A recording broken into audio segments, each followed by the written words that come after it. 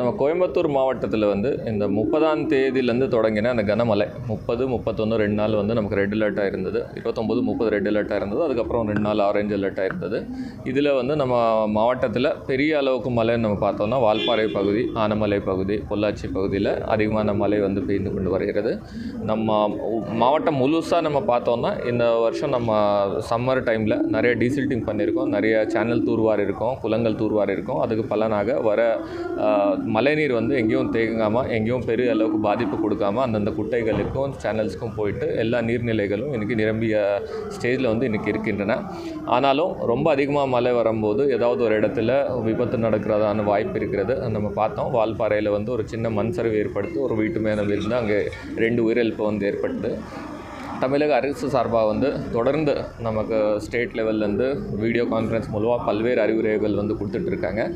நேற்று நம்ம மாவட்ட கண்காணிப்பு அலுவலராக இருந்த ஜெயஸ்ரீ முரளிதரன் மேடம் வந்திருந்தாங்க. நாங்கள் வால்பாறை போயிருந்தோம். பல்வேறு பகுதியில் ஆய்வு பண்ணிவிட்டு எந்தெந்த நம்ம எப்போவுமே வால்பாறையில் வந்து நீர்மட்டம் அதிகமானால் அந்த நடுமலை ஆறு பக்கத்தில் இருக்கிற பகுதியில் கொஞ்சம் தண்ணி வந்து 2018 வந்து வீட்டுக்குள்ளே வந்தது. அந்த அபாயம் இந்த முறை வந்து நல்லா தூர்வாரினதால் இப்போ அந்த அபாயம் இல்லாமல் இருக்குது. ஆனால் எங்கெங்கே மண் சரிவு எடுப்பதுக்கு வாய்ப்பு இருக்குது, அது தடுக்கிறதுக்கான என்னென்ன நடவடிக்கை எடுக்க முடியும் வந்து ஆய்வு பண்ணியிருக்கிறோம். ஏற்கனவே ஜியோலாஜிக்கல் சர்வே ஆஃப் இந்தியா அவங்க தான் இந்த ஃபீல்டில் நிபுணர்கள். அவங்க நம்ம ஹைவே பொள்ளாச்சியிலேருந்து வால்பாறை போகக்கூடிய ஹைவேயில் வந்து ஒரு ஸ்டடி பண்ணியிருக்காங்க. பல்வேறு அறிவுரையும் அவங்க கொடுத்துருக்காங்க, என்னென்ன ப்ரிவென்டிவ் மெஜர்ஸ் எடுத்தால் மண் சரிவு ஏற்படாமல் இருக்கிறோம். அதே ஸ்டடி முழு வால்பாறை தாலுக்கு பண்ணணும்னு சொல்லிட்டு முடிவு எடுத்திருக்கிறோம். அவங்களுக்கு நம்ம லெட்டர் எழுதி அவங்கள வர சொல்லி என்னென்ன தடுப்பு நடவடிக்கைகள் எடுக்க முடியும்னு நம்ம எடுத்துருவோம். இன்னொரு காரணம் நாங்கள் கண்டுபிடிச்சது வந்து ஏதாவது கன்ஸ்ட்ரக்ஷன் ஆக்டிவிட்டி இந்த மலைவாழ் பகுதியில் புது கன்ஸ்ட்ரக்ஷன் பண்ணும்போது ஏற்கனவே செட்டில் ஆன ஃபீல்டு வந்து அன்செட்டில் ஆகிறது வாய்ப்பு இருக்குது. அதனால எந்த கன்ஸ்ட்ரக்ஷனும் புதுசாக வரப்போ சரியாக அந்த லோக்கல் பாடி அந்த முனிசிபாலிட்டியில் சரியாக ஆய்வு பண்ணி அது சேஃபாக இருக்கா, உரிய பர்மிட்டோட தான் அந்த கன்ஸ்ட்ரக்ஷன் எடுக்கணும்னு நம்ம சொல்லியிருக்கிறோம். மீண்டும் நம்ம கோயம்புத்தூர் மாவட்டத்திலேயே ஒரு SDRF குழு, நம்ம மாநில அளவிலான பேரிடர் மீட்பு குழு வந்து இங்கே இருக்கிறது. ஒரு 60 பேர் அதில் இருக்காங்க. அதில் 20 பேர் நம்ம வயநாடு அனுப்பிச்சிருக்கிறோம். மீதி பேர் நம்ம மேட்டுப்பாளையத்துலேயும் வால்பாறையிலும் இருக்காங்க. அது இல்லாமல் ஒரு 30 பேர் கூடிய தேசிய பேரிடர் மீட்பு குழுவும் அனுப்பிச்சிருக்காங்க. அவங்களும் நம்ம வால்பாறையில் வந்து இப்போதுக்கு ஸ்டேஷன் பண்ணியிருக்கிறோம். புது மாவட்ட கண்காணிப்பு அலுவலர் நந்தகுமார் சார் போட்டிருக்காங்க ஸ்டேட்லேருந்து. அவரும் தொடர்ந்து பேசிகிட்டே இருக்கார், என்ன ஸ்டேஜ் இருக்குது. இன்றைக்கி மழைன்னு பார்த்தோன்னா ஒரு 6 சென்டிமீட்டர் மழை மட்டும்தான் வந்துச்சு வால்பாறையில். அது வால்பாறையை பொறுத்த வரைக்கும் பெரிய மழை இல்லை. இந்த டைமில் வந்து ஒரு 10 to 15 சென்டிமீட்டர்ஸ் அங்கே நார்மலாகவே மழை பெய்யும். ஆனாலும் நம்ம ரெடி ஸ்டேஜில் இருக்கிறோம். நேற்று அந்த லோக்கல் ரெப்ரசன்டேட்டிவ்ஸும் வர சொல்லி எந்தெந்த பகுதியில் அபாயம் இருந்தால் உடனடியாக அங்கே பக்கத்தில் இருக்கிற ரிலீஃப் சென்டர் ஐடென்டிஃபை பண்ணியிருக்கோம். அதில் எல்லா ஃபெசிலிட்டிஸ் பண்ணிவிட்டு உடனடியாக மக்களை மீட்பு அங்கே கொண்டு வர சொல்லியிருக்கோம். ஒரு சில பகுதியில் மக்கள் வில்லிங் இல்லாமல் இருந்தாங்க.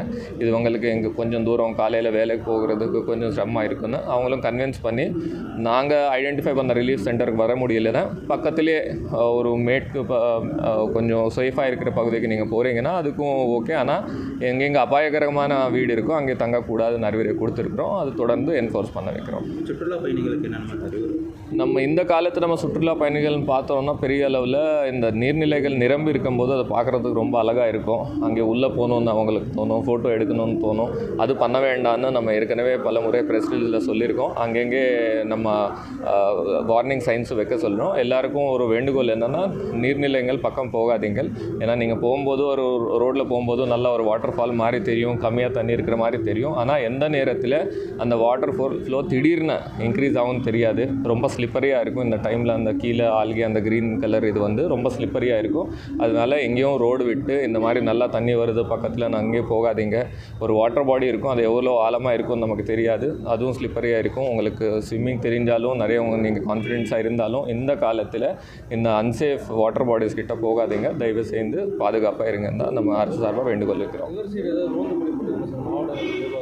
நம்ம எல்லா லோக்கல் பாடிஸ்க்கும் சொல்லியிருக்கிறோம். அப்படியே நம்ம போலீஸ்க்கும் ஒரு சில ஸ்பாட்ஸில் எப்போவுமே பொதுமக்கள் அதிகமாக நம்ம கோவில் பக்கத்தில் ஏதாவது சுற்றுலா ஸ்பாட் பக்கத்தில் போகிறதுக்கு வாய்ப்பு இருக்குது. நம்ம மாவட்டத்தில் பெரும்பாலான சுற்றுலா பகுதிகள் வந்து ஃபாரஸ்ட்குள்ளே இருக்குது. ஏற்கனவே ஃபாரஸ்ட் சார்பாக அந்தந்த சுற்றுலா பாயிண்ட்ஸ் வந்து அவங்க இப்போ க்ளோஸ் பண்ணியிருக்காங்க.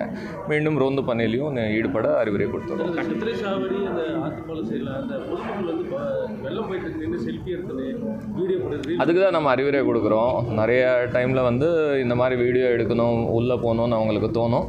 அந்த மாதிரி போகாதீங்கன்னு நம்ம அறிவுரை கொடுக்குறோம். நம்ம லோக்கல் பாடி மூலம், போலீஸ் மூலம் ரவுண்ட்ஸ் இன்க்ரீஸ் பண்ணோம் சார். கட்டுப்பாட்டு அறை என்ன? நம்ம பேரிடர் மேலாண்மைக்கு எப்போவுமே கலெக்டரேட்டில் 24/7 எப்போவுமே இருக்கும். அது இல்லாமல் அந்தந்த லோக்கல் பாடிஸ்லேயும் நம்பர் கொடுத்துருக்காங்க. ஃபயர் சர்வீஸ் எப்போவுமே அவைலபிள் இருக்குது. எந்த ஒரு எமர்ஜென்சி வந்தாலும் மக்கள் உடனடியாக தொடர்பு கொண்டால் கண்டிப்பாக அதுக்கான நிவாரணம் வந்து வழங்கப்படும். தேங்க்யூ.